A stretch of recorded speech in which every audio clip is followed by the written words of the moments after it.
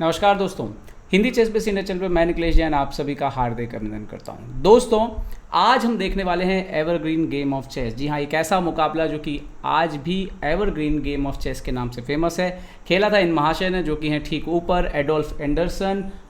1852 में बर्लिन में मुकाबला खेला गया था। तो आइए देखते हैं इस मुकाबले में आखिर ऐसा खास क्या है कि जो आज तक जो है इस गेम को एवरग्रीन गेम, मतलब हमेशा सदाबहार एक प्रकार से आप कह सकते हैं गेम के तौर पर जाना जाता है।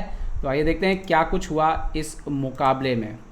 मुकाबला शुरू होता है E4 E5, मतलब उस दौर में भी E4 E5 जो है वो सबसे आप कह सकते हो कि शतरंज की सबसे शुरुआती ओपनिंग में से यही एक ओपनिंग है जो कि आज भी खेली जाती है। Night F3, night F3, night C6, bishop C4, bishop C5।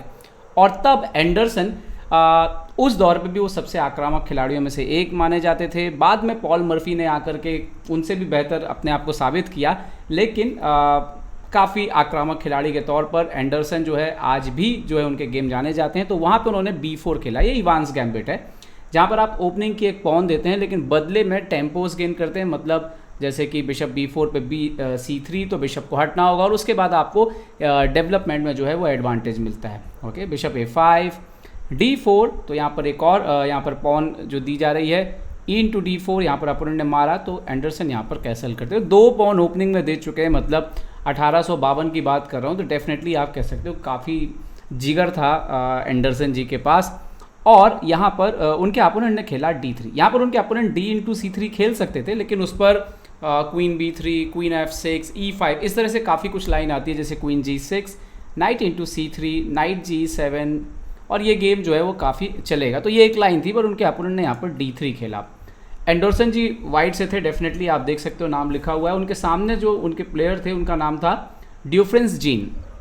अब यहाँ पर एंडरसन खेलते हैं क्वीन B3, तो F7 पर अटैक है, क्वीन F6, नाउ E5, तो क्वीन G6, एंड नाउ यहाँ पर रुक E1, तो E5 के पॉन को सपोर्ट लगाते हुए। अच्छा, यहाँ पर जब E5 पुश किया था तो नाइट × E5 अगर खेलते तो रुक E1, D6 और उसके बाद क्वीन B5 और बिशप जो है वो चला जाएगा। तो इस तरह से गेम होता है, इसीलिए E5 पे क्वीन G6, रुक E1, सो नाइट G7, सो बिशप A3। और आइडिया जो है वो डेफिनेटली आप ज़रूरत पड़ने पे कभी देखें तो ओवरलोड अगर बिशप हो तो यहाँ पर सॉरी बिशप जो A5 पे सपोर्ट है नाइट C6 से, तो कभी ना कभी बिशप × E7 का थ्रेट जो है वो आ सकता है। खैर, यहाँ पर उनके अपोनेंट जो है वो चुपचाप कैसल करके खेल सकते हैं, लेकिन यहाँ पे क्या होता है बिशप × E7, ज़्यादा यही होता है, नाइट E7। बट इससे ज़्यादा कुछ हासिल यहाँ पर बहुत ज़्यादा वाइट कर पाएगा ये मुश्किल ही लगता है। डेफिनेटली थोड़ा सा अटैक रहेगा। ओके, रुक E1 पे नाइट E7 खेला उनके अपोनेंट ने, और यहाँ पर बिशप A3, एंड नाउ यहाँ पर जीन खेलते हैं B5। ये मूव डेफिनेटली आप कह सकते हो कि B5 एक पॉन उन्होंने वापस दिया, और शायद इसीलिए दिया कि जो उनके ऊपर थोड़ा सा प्रेशर बन रहा है वो प्रेशर कम हो जाए। तो जैसे क्वीन × B5, रुक B8, तो एक पीर मोहरे को लेकर के आया। 1852 की बात है, इसीलिए मायने रखता है कि तब भी खिलाड़ी इस तरह से सोचते थे कि अगर वो फंस रहे हैं तो कहीं पे एक आध पॉन कुछ दे करके अपनी पोजीशन को ओपन किया जाए। Okay, queen A4। अब यहाँ पर उनके अपोनेंट खेलते हैं बिशप B6, क्योंकि आप देख सकते हो कि यहाँ पे बिशप × E7 का थ्रेट है, और बिशप E7, नाइट E7, उसके बाद ये पॉन, ये बिशप यहाँ पर हैंगिंग हो रहा है। तो उन्होंने खेला bishop B6, now night D2। अब यहाँ पर उनके अपोनेंट खेलते हैं बिशप B7, और नाउ एंडरसन खेलते हैं नाइट E4। और इसके बाद उनके अपोनेंट जो है गलतियाँ करना, बड़ी गलतियाँ करना शुरू करते हैं। यहाँ पर उनके अपोनेंट ने खेली चाल क्वीन F5। ओके, डेफिनेटली जो है वो अभी भी कैसल नहीं कर रहे थे। अगर कैसल करते यहाँ पर तो बिशप D3 के बाद देखिए नाइट F6 का चेक आ रहा है और डिस्कवर अटैक लग रहा है। तो जैसे मान लीजिए किंग H8, सो नाइट C5, और उसके बाद अगर आप क्वीन हटेंगे तो यहाँ पर एक्सचेंज जा रहा था, तो इसीलिए उन्होंने शायद कैसल नहीं किया और क्वीन F5 खेला, और नाउ बिशप D3, और अभी भी वही नाइट F6 का यहाँ पर थ्रेट है।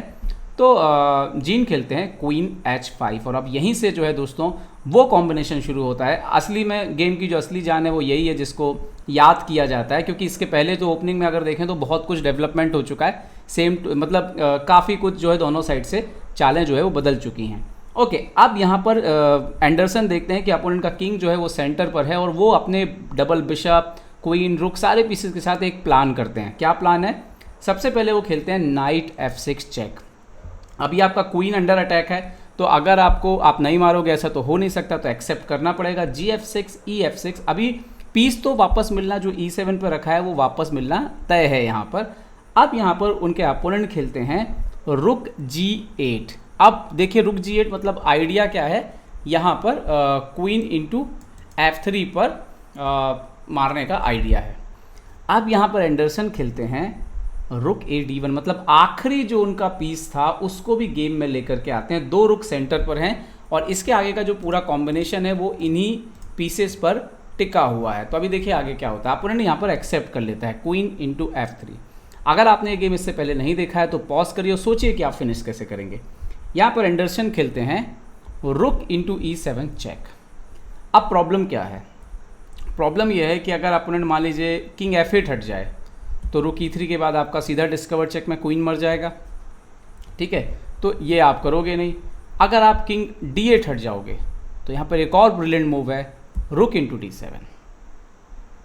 तो अब यहाँ पे अगर आप एक्सेप्ट करते हो तो king D7, so now bishop F5 check, king E8, so bishop D7 check, king D8, so bishop C6 check, और इसके बाद देखिए किंग C8 जैसे तो BD7 check, king D8, so bishop E7 checkmate. तो मतलब ये पूरा सेटअप था।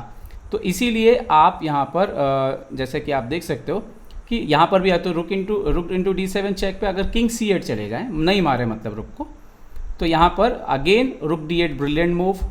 अगर आप रुक से मारते हैं तब आप देख सकते हो G इंटू F3 पे जीत जाएंगे, और अगर आप यहाँ पे नाइट से मारते हैं तो यहाँ पर एक और ब्रिलियंट मूव है, वो है क्वीन D7 चेक, और फिर वो सेम मोटिव है पूरा सेम टू सेम जैसा कि आप देख सकते हो। अच्छा यहाँ पे प्रॉब्लम क्या है, जैसा कि इससे पहले भी हमने देखा था, तो जैसे मान लीजिए एक बार दिखा देते हैं यहाँ पे चेक, यहाँ पे डबल चेक। अब ये सब कुछ यहाँ पे नीचे नहीं आ सकते आप, जो कि रुक के टाइम भी था, तो वो वहाँ से मेट हो जाती। तो अल्टीमेटली क्या होगा कि यहाँ पे जाना पड़ेगा, इस चेक पे भी डबल चेक है तो यहाँ जाना पड़ेगा, देन चेक, और यहाँ पर जो है मेट हो जाएगी। सो यहाँ पर तो इससे भी नहीं मार सकते थे आप, तो इसीलिए ये पोजीशन जो है वो बहुत ही डेंजर हो जाती है रुक D8 के बाद। अब आखिरी चांस है, अगर अपोनेंट यहाँ पे रुक इंटू D8 मारे, ये तो शायद देख लिया, सॉरी नाइट D8 भी देख लिया। सो यहाँ पर king D8 and now bishop E2 check simple, और नाइट D4 पर बिशप F3, सो यहाँ पर इवन G3, BD1, सो क्वीन D1, ये भी जो है एक विनिंग पोजीशन है वाइट के लिए। तो ये सारा कुछ हो रहा था जैसा कि हमने देखा यहाँ पर। तो अपोनेंट ने क्या किया, किंग को नहीं हटा, उन्होंने नाइट इंटू E7 मारा। ओके, नाउ अनदर शॉट यहाँ पर एक बार फिर से आता है, ब्लास्ट आप कहोगे जिसको, क्वीन इंटू D7 चेक। मारना फोर्स है वरना मेट हो जाएगी, तो queen D7, king D7, bishop F5 check, double check है तो आप ना रुक को मार सकते हैं ना बिशप को मार सकते हैं। देखिए कितना खतरनाक स्थिति है बोर्ड पर कि ये भी मर रहा है, ये भी मर रहा है, लेकिन आप मार किसी को नहीं सकते। और फिर से वही प्रॉब्लम है, किंग C6 आप आ नहीं सकते, ये पीछे से मेट हो जाएगी, तो किंग E8 ही जाना पड़ेगा। Now BD7 check, king F8 गए वो, और बिशप इंटू E7, ये चेकमेट हो गई। तो ये इसीलिए ये गेम, इस कॉम्बिनेशन की वजह से ये गेम एवरग्रीन गेम के नाम पे जाना जाता है। और वो कॉम्बिनेशन शुरू होता है नाइट F6 से, और ख़ासतौर पे उसके बाद जब ये दूसरा रुक लाया गया तब अपोनेंट को बिल्कुल अंदाज़ा नहीं था कि क्या होने जा रहा है, और देखते ही देखते जो है एक से एक सेक्रीफाइस आए, और डबल बिशप और रुक के कॉम्बिनेशन है। और ये देखिए कितनी अजीब बात है, मेट इन 1 लगी हुई है, ये रुक फ्री में मतलब मेट इन 1 लगी हुई है, लेकिन मौका नहीं है, ये भी मर रहा है लेकिन मौका नहीं है किसी पीस को मारने का, और बाय फोर्स यहाँ पर जो है चेकमेट होती है। और चूंकि ये गेम 1852 का गेम था, तो आप समझ सकते हो कि टैक्टिक्स का जो स्टैंडर्ड है, इसने कितने लोगों को इंस्पायर किया होगा, कितने लोगों को अट्रैक्ट किया होगा गेम की तरफ, और इसीलिए इस गेम को आज भी एवरग्रीन गेम कहा जाता है। तो हम कहीं सलाम करेंगे एडोल्फ एंडरसन को कि क्या शतरंज जो है वो उस ज़माने में भी 170 साल पहले भी खेलते थे। तो दोस्तों उम्मीद है कि वीडियो आपको पसंद आया होगा, पसंद आया तो लाइक शेयर और सब्सक्राइब करना ना भूलें। देखते रहिए चेस इंडिया के लिए मैं निखिलेश जैन, जय हिंद। तो उम्मीद है आपको हमारे वीडियो पसंद आए होंगे, अपने सुझाव हमें जरूर दें, और याद रखें शतरंज की हर छोटी बड़ी खबर के लिए जुड़े रहें चेस बेस इंडिया चैनल से। जी हाँ, चाहे वो खिलाड़ियों के इंटरव्यू या फिर वो खेल का विश्लेषण, चेस बेस इंडिया हमेशा आपके लिए खबरें लाएगा सबसे तेज सबसे जल्दी। सब्सक्राइब करें Hindi chess base India channel को।